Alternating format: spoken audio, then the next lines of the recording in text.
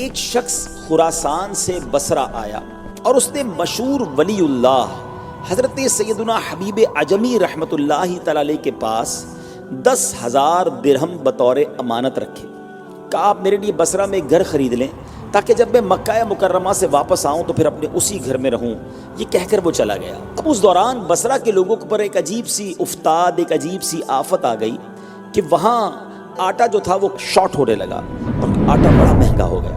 حضرت حبیب عجمی رحمۃ اللہ تعالی نے دیکھا کہ جب لوگ بڑے پریشان ہیں، اناج کی تکلیف ہے، آپ نے وہ 10,000 درہم جو شخص نے آپ کو دیے تھے اس کا آٹا خریدا اور خرید کر وہ آٹا صدقہ کر دیا. یاد رہے کہ یہ ان کا امانت کو استعمال کر لینا یہ اولیاء اللہ کے خاص حالات اور تصرفات کے واقعات میں سے یہ واقعہ ہے، ورنہ ہر ایک کو شرعاً اس کی اجازت نہیں کہ وہ کسی کی امانت کو اپنے استعمال میں لے آئے. بہرحال وہ شخص کچھ ٹائم کے بعد واپس آیا، آ کر کہتا ہے کہ حضور وہ میرا گھر آپ نے خرید لیا جو میں نے آپ کو رقم دی تھی؟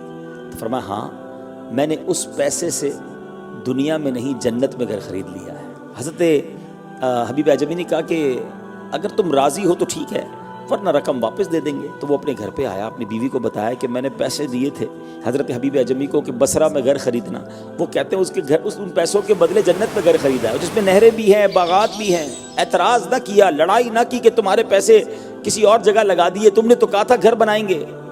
کہتی ہے اگر حضرت حبیب عجمی کہہ رہے ہیں نا تو ایسا کرو کہ ان کے پاس جا کر انہیں کہنا ایک دستاویز لکھ کر دے دیں کہ آپ نے ہمارے لیے جنت میں گھر خریدا ہے. یہ شخص آیا حضرت حبیب عجمی سے، کہتا ہے حضور ٹھیک ہے مجھے منظور ہے، یہ ڈیل کنفرم، مگر ایسا کریں کہ کوئی لیٹر، کوئی کاغذ، کوئی سند تو دے دینا.